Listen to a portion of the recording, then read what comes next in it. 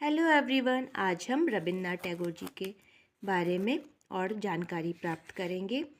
ये तीसरा पार्ट है। आगे के 2 पार्ट आप मेरे वीडियोस में देख सकते हैं। आज हम उनके माँ के बारे में जानते हैं। उनकी माँ का नाम सरला देवी था।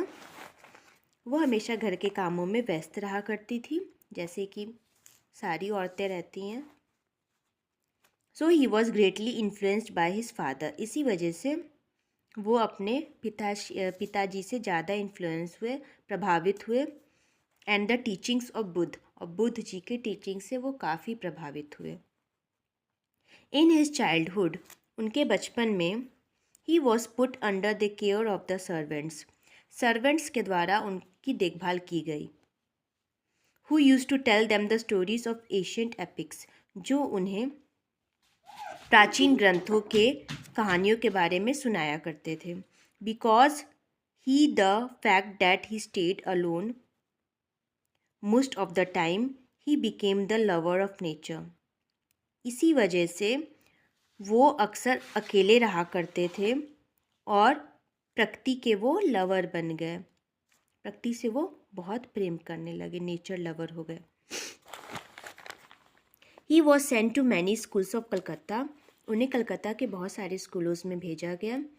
But he had no interest in schools, मगर उन्हें स्कूल्स में बिल्कुल भी दिलचस्पी नहीं थी।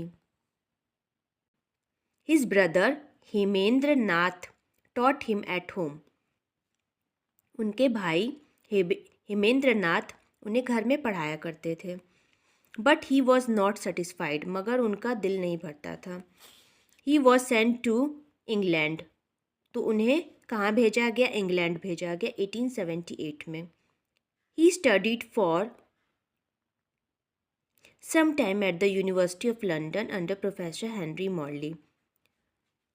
वो he studied for some time कहाँ पढ़े? वो यूनिवर्सिटी ऑफ लंदन में पढ़े। किसके अंडर पढ़े? प्रोफेसर हेनरी मॉर्ली के अंडर उन्होंने पढ़ाई की।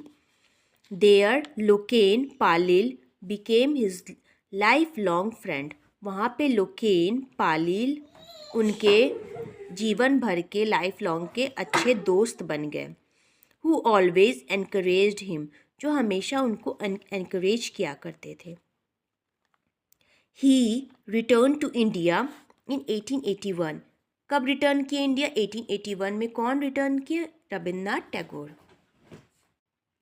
ही learnt Bangla, Sanskrit, English, science and music at home.